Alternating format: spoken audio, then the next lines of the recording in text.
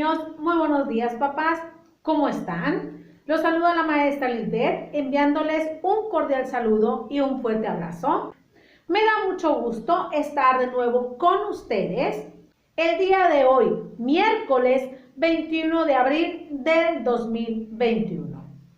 En la sesión de hoy estaremos trabajando con 3 materias como todos los días. En la primera trabajaremos con geografía y necesitarás tu guía aplicados. En la segunda trabajaremos con tu materia de formación y necesitarás tu libreta de formación. Y en la tercera trabajaremos con tu materia de matemáticas y necesitarás tu libro de matemáticas de la SEP. Te pido de favor que reúnas tu material para que no te distraigas y puedas realizar tus actividades. Si presentas alguna dificultad, no te preocupes, mándame mensaje y yo te ayudo. No te quedes con ninguna duda, por favor. Recuerda que las evidencias deben tener fecha, nombre, título e instrucciones. Eso es muy importante. Y que las evidencias sean claras para podértelas calificar. Échale muchísimas ganas. Yo sé que no es fácil el estar trabajando a distancia, pero hay que hacerle frente a esta situación, por favor. Síguete esforzando como hasta el día de hoy. Vamos a iniciar, así que concéntrate y prepárate.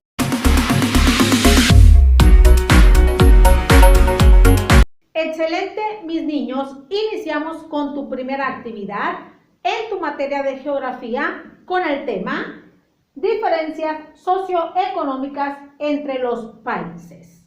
El objetivo de la clase es que tú identifiques qué son las diferencias socioeconómicas y los países con mejores condiciones de vida y con mejor calidad de vida. Antes de iniciar, quisiera realizarte algunas preguntas. ¿Qué necesitas tú para vivir de manera cómoda? ¿Qué características económicas tiene México? ¿En qué nivel se encuentra? ¿Nivel alto, medio o bajo? Ok, pon mucha atención que yo te lo explico.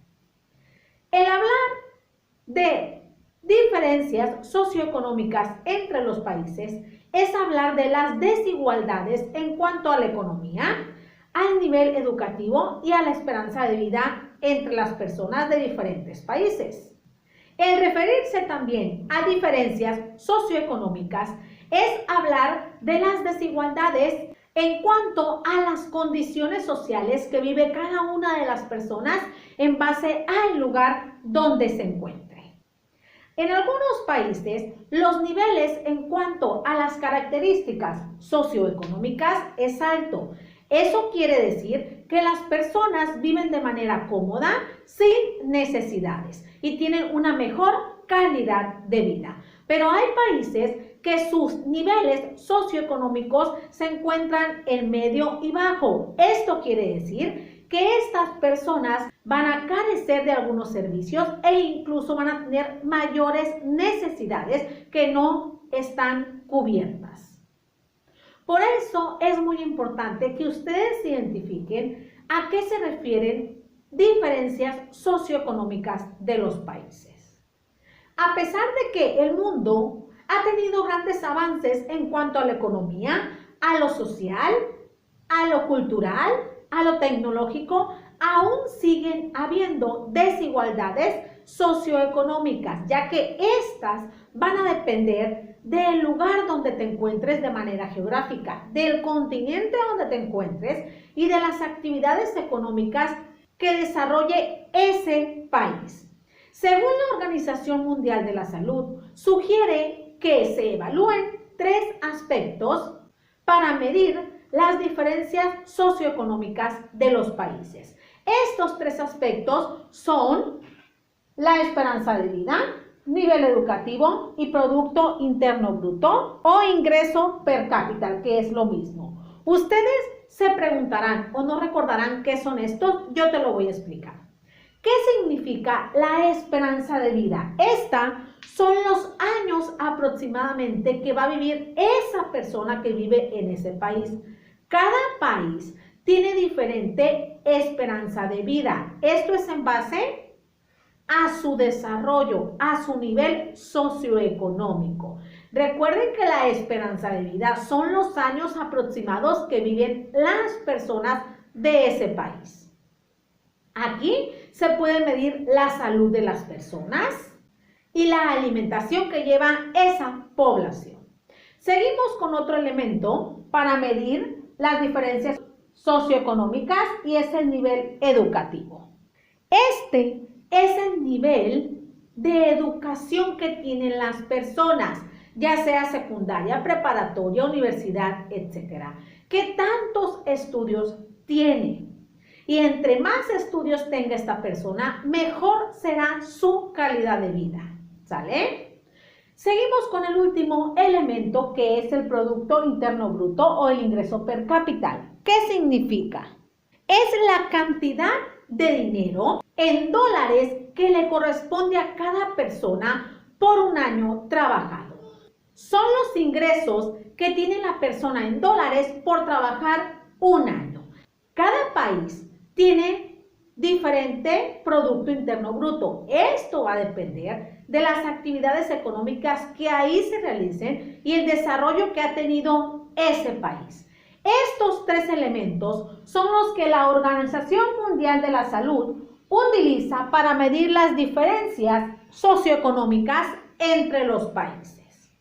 Como les decía, hay algunos países que se encuentran en el nivel bajo, en el nivel medio y en el nivel alto.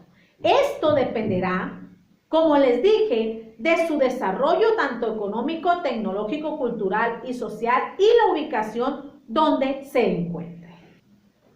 La Organización Mundial de la Salud, en el último estudio que realizó, se llegó a la conclusión de que Suiza, Noruega y Alemania son los países que tienen la esperanza de vida más alta. Son los países donde las personas viven más años. Esta se puede medir también mediante la alimentación y mediante la salud que tengan las personas. No se les olvide. También concluyó que Rusia, Noruega y Suiza tienen los habitantes mejor preparados en cuanto a la educación. Son las personas que tienen su nivel educativo más alto. Son los que han estudiado más. Por ejemplo, pueden llegar a estudiar universidad, maestría y doctorado. Son las personas mejor estudiadas que existen en el mundo. Y finalmente concluyeron que los países de Estados Unidos, Noruega y Suiza son los países con mejor ingreso en dólares por año. Son los países que tienen el Producto Interno Bruto más elevado.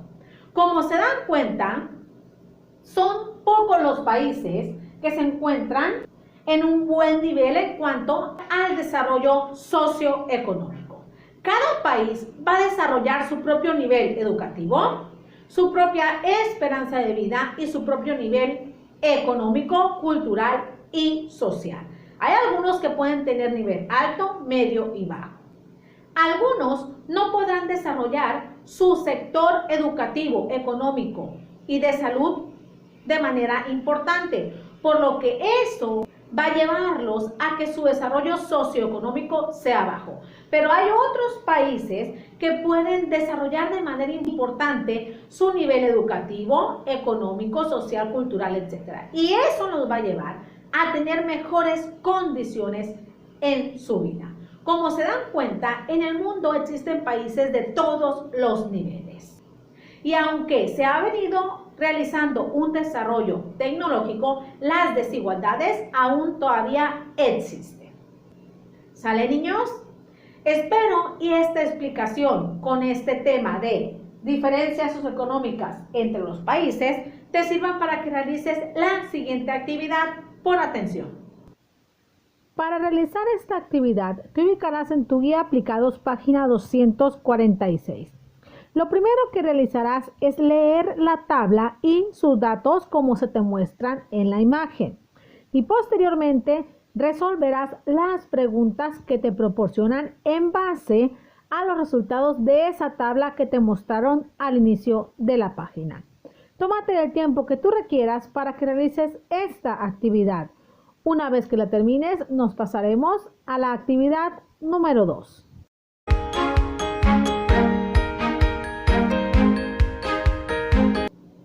Muy bien, niños, vamos por su segunda actividad. En tu materia de formación cívica y ética, tú necesitarás tu libreta de formación. Por favor, pon mucha atención. El día de hoy trabajaremos con el tema los impuestos. El objetivo de la clase será que tú identifiques qué son los impuestos, para qué se utilizan esos impuestos y quién los debe pagar.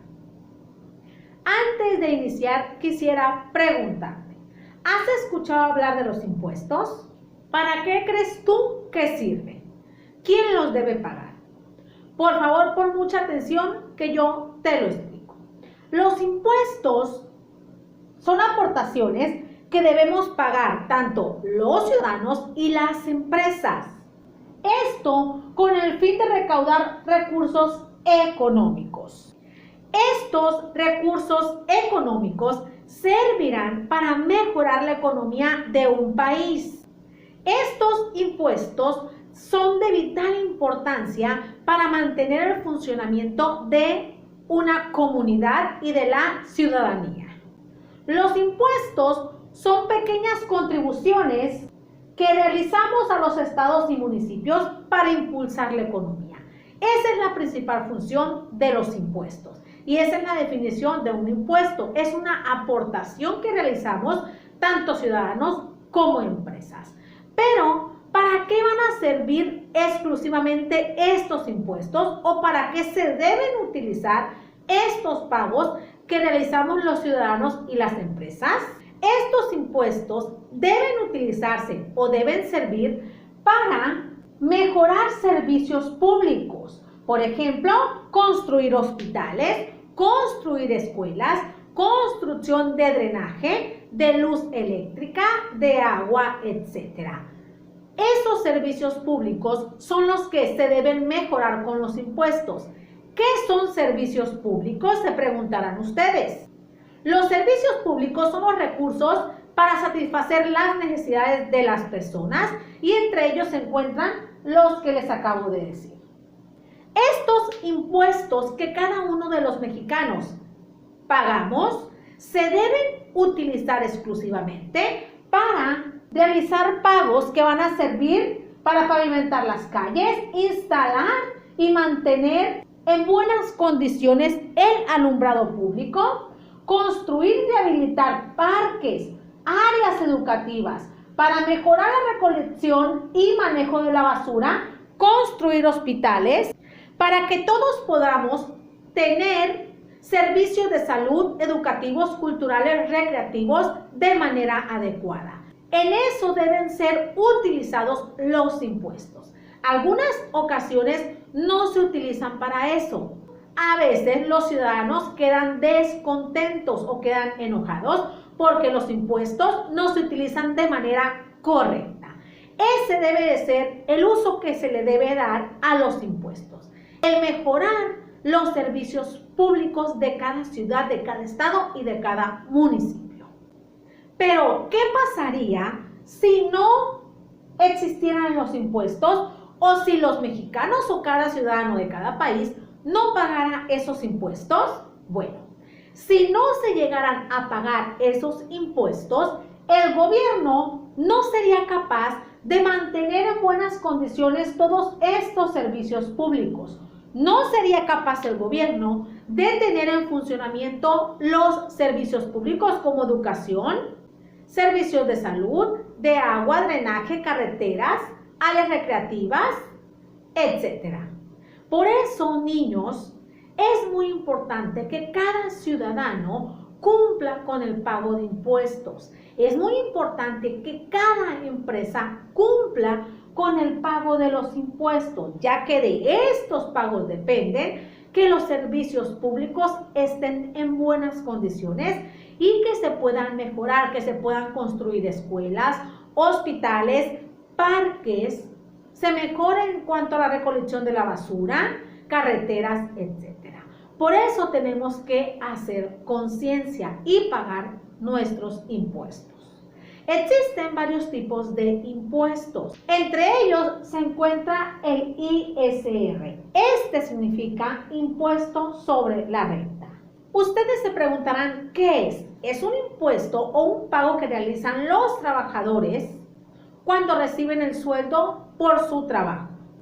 Y otro impuesto que nosotros tenemos es el IVA. ¿Qué significa el IVA?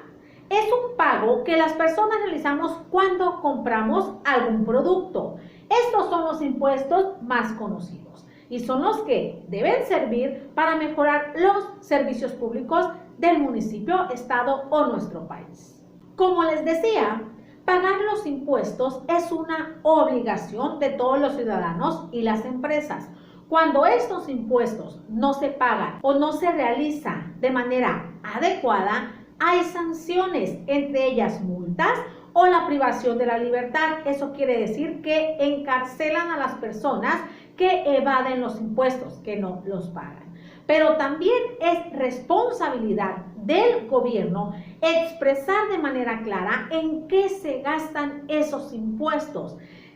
Es responsabilidad del gobierno aclarar si el dinero de los impuestos se utilizaron en verdad para mejorar los servicios públicos o para qué se utilizaron. Esto con el fin de evitar malentendidos con los ciudadanos, porque muchos ciudadanos evitan pagarlos debido a que el gobierno no es transparente en cuanto a el uso que se le da a estos impuestos. Por eso es muy importante por parte de los ciudadanos y las empresas pagarlos, pero también el gobierno debe cumplir con una transparencia, debe cumplir con expresar de manera clara si se utilizaron o no para lo que debe de ser.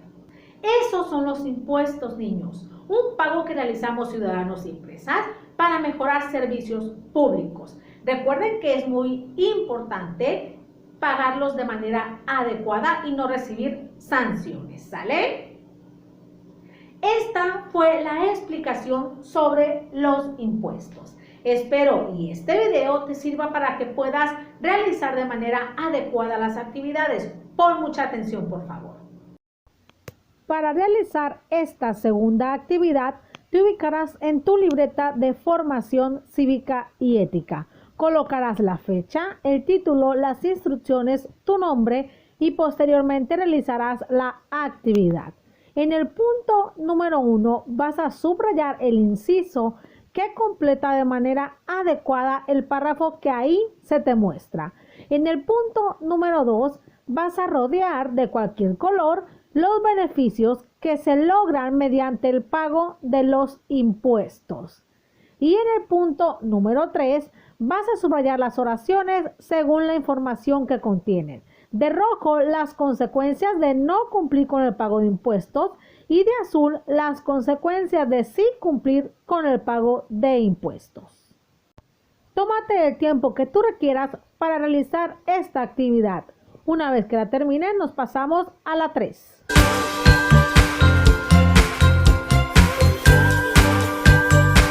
Excelente, niños, vamos por su actividad 3. Para esto tú vas a necesitar tu libro de matemáticas de la SEP.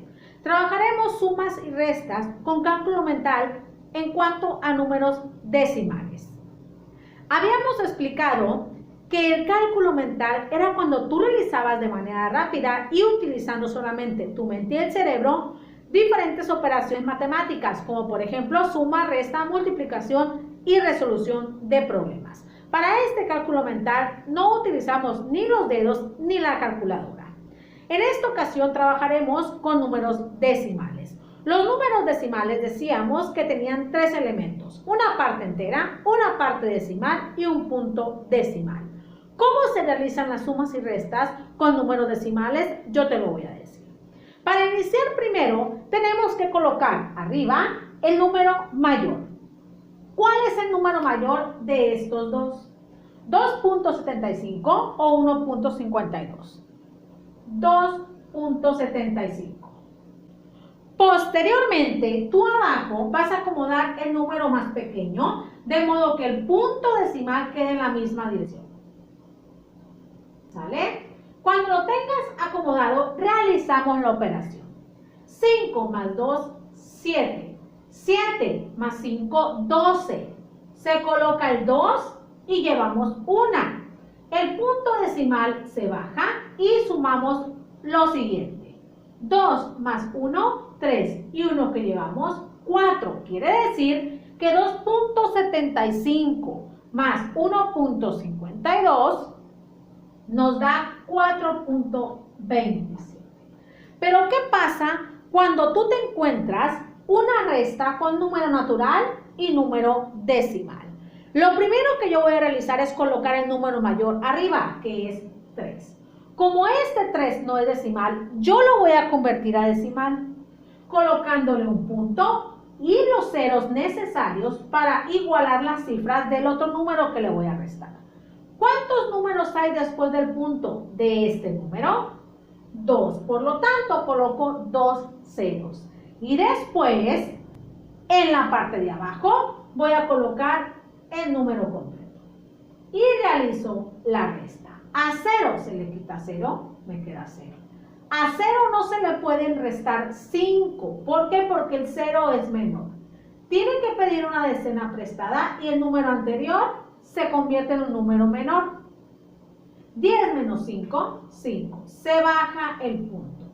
A 2 le quitamos 1, nos queda 1. Quiere decir que 3 menos 1.50 es igual a 1.50. ¿Hasta ahí queda claro? Ok. Ahora, ¿qué pasa si nosotros nos encontramos con una suma de un número natural y un número decimal? Vamos a realizar lo mismo. Este número natural lo voy a convertir a decimal. ¿Cuántos números después del punto tiene el número que le voy a sumar? 2, ¿verdad? Quiere decir que voy a agregar 2 ceros. Una vez que tenga completo el número, ahora sí coloco el número que le voy a sumar. De modo que el punto quede en la misma dirección y realizamos la suma. 0 más 5, 5. 0 más 7, 7. Se baja el punto y 2. 2 más 0.75 es igual a 2.75. Ahora pasamos a resolver 5 menos 3.75. Como yo veo que este es natural, lo voy a convertir a decimal. 5 punto y agrego 2 ceros porque el número que voy a restar tiene 2 números después del punto. Y finalmente acomodo el número que voy a restar. A 0 se le puede quitar 5, no, ¿verdad? Pero una decena prestada y se convierte en 10. A 10 le quitamos 5, 5. A este 0 no se le puede quitar 7 porque el 0 es menor. Le pido una decena prestada al 5. Se convierte en 10, pero este 0, como le prestó al 0 enseguida, se convirtió en 9. 9 menos 7, 2. Se baja el punto decimal. 4 menos 3, 1. Quiere decir que 5 menos 3.75 es igual a 1.25. Ahora pasamos a otro tipo de operaciones. Ustedes en su actividad se van a encontrar lo siguiente: el doble de 1.2. ¿Cómo podemos calcular el doble de 1.2? Sumando 2 veces el 1.2 o multiplicando el 1.2 por 2 porque es el doble. Vamos a ver. 2 más 2, 4. Se baja el punto. 1 más 1, 2. 2 por 2, 4. 2 por 1, 2. Y como hay un número después del punto, ahí está. Quiere decir que el doble de 1.2 es igual a 2.4. Así lo pueden resolver ustedes, sumándolo 2 veces o multiplicándolo por 2. Ahora viene el lado contrario, mitad de 2.7. A ver. Para calcular la mitad, lo pueden realizar de la siguiente manera. La mitad de 2, 1. Y la mitad de 7, ¿cuánto es? 3.5, ¿verdad? Pero no lo van a colocar como 3.5 porque ya hay un número decimal aquí. Lo van a colocar como 35. Así van a calcular la mitad. Entonces, quiere decir que la mitad de 2.7 es igual a 1.35. Ahora les explico otro ejemplo. Si tú quieres encontrar la mitad de 4.6, Lo primero que voy a hacer yo es sacarle la mitad al punto 6. La mitad de 6, ¿cuánto es? 3. Quiere decir que ahí tenemos la mitad de la parte decimal. Ahora vamos a sacar la mitad de la parte entera. La mitad de 4, ¿cuánto es? 2. Así lo pueden calcular. Les explico otro ejemplo. La mitad de 6.5. Primero calculamos la mitad de la parte decimal. ¿Cuánto es la mitad de 5? 2.5. Quiere decir que tenemos que colocar el 25. Ahí está. Ahora calculamos la mitad de la parte entera. ¿Cuánto es la mitad de 6? 3. Quiere decir que la mitad de 6.5 es igual a 3.25. La mitad de 4.6 es igual a 2.3. ¿Entendido cómo calcular la mitad de algún número decimal? Así ustedes van a resolver la actividad que les voy a mostrar a continuación. Hay que poner mucha atención, por favor. Para realizar esta actividad te ubicarás en tu libro de matemáticas de la SEP, página 82, en el desafío llamado Atajos con decimales. Lo que realizarás en esta actividad es calcular el resultado de cada una de las operaciones que ahí se te muestran y escribir qué procedimiento elegiste para llegar a tu resultado. Recuerda como te lo expliqué en el video. Tómate el tiempo que tú requieras para que realices esta última actividad. Muy bien, niños, han llegado al final de su clase. Muy bien, mis niños. Muchas gracias por haber llegado hasta aquí y no haberse saltado nada de este video. Me dio mucho gusto estar otro día más con ustedes. Échenle muchísimas ganas. Recuerden que las evidencias las están esperando en el transcurso del día. Te mando un fuerte abrazo y un beso de parte de tu maestra que te extraña y te quiere mucho. Espera verte el día de mañana. Cuídate mucho.